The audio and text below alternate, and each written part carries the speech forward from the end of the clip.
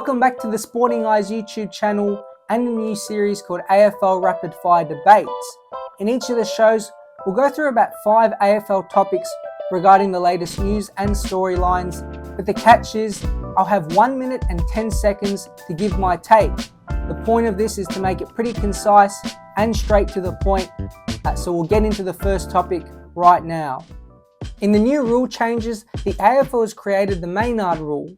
From now on, if you leave the ground to smother and hit the opposition, you risk a suspension based on the severity of the impact. Is this new rule good? I must admit I'm a big fan of this new rule, and I think I was in the minority last year. It seemed like it with people in the media and things like that. I actually would have suspended Maynard, maybe not for 2 games, so he missed the grand final, but for 1. Just for me, every time I watched that bump on Angus Brayshaw, the worse it got, to be honest. He left the ground. Whenever you leave the ground with your feet, you're in big trouble. And he made contact, and Brayshaw's had a bad run of concussion as well. So I'm very happy the AFL has implemented this. Clearly, they're going to protect the player as much as possible because they wanted to suspend Maynard in the final series. So it is a good rule. I think some of the old timers might not be too happy, saying it is the game has gone a bit soft, but overall, if you leave your feet in any circumstance now, you seem to be in big trouble. So Maynard got lucky, but from now on, anyone else who does it probably won't get as lucky. Power coach Ken Hinkley says Zak Butters is one of the best trainers he's ever seen. He also said he expects him to go up another level in 2024. Do you think he will improve again this season? I do think Butters will improve, but not at the rate of 2023, because it was off the charts. He went from a kind of a low 20 possession guy, half forward with a bit of mid-time, to a full-time on-baller who won the Coaches Award and polled extremely well in the Brownlow. But there are a few areas of improvement. I think his defensive side, his pressure's good, but just adding more size to his frame is important. So hopefully he's done that in the off-season and this pre-season.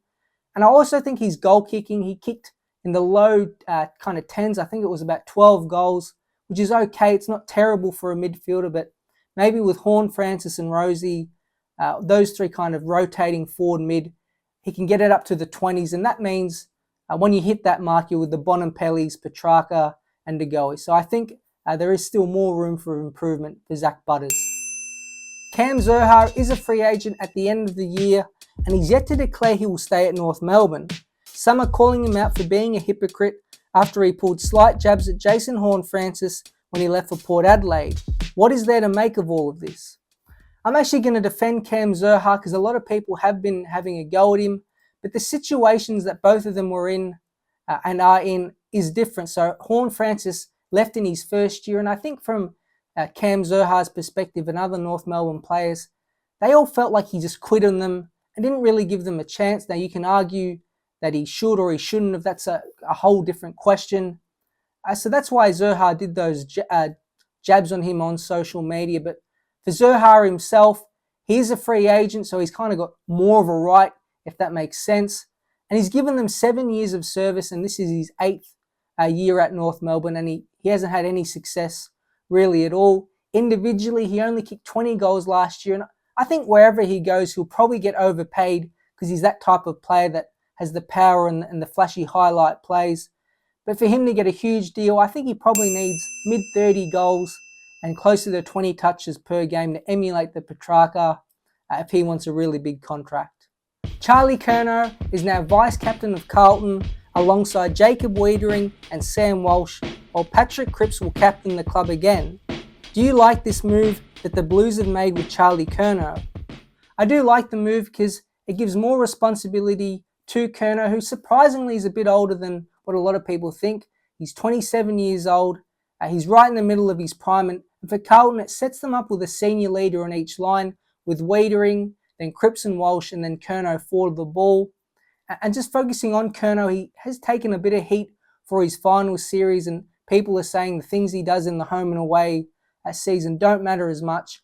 It would still be extremely impressive if he won the Coleman medal 3 in a row. I can't remember the last time that's been done. It would have been a while, I would have thought. He should be locked for 60, 70 goals again. And it also takes some pressure of Harry Mackay. just in a strange way, I think, with Curnow the vice captain.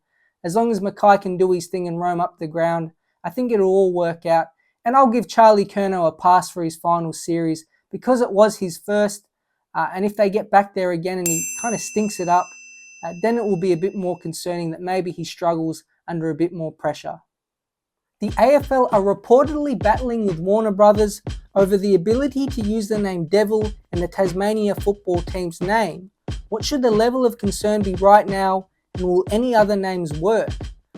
I'm not too concerned at this point, but if I had to give it a rating out of 10, I'd probably go about a 5 in the middle, because this whole Tasmania football club thing, the setup, it feels like it's set, but it's not set in stone. There's an early election the Liberals have called, but Labor has said if they won, they'll still support the team, which is great, but politicians often say things and don't do them.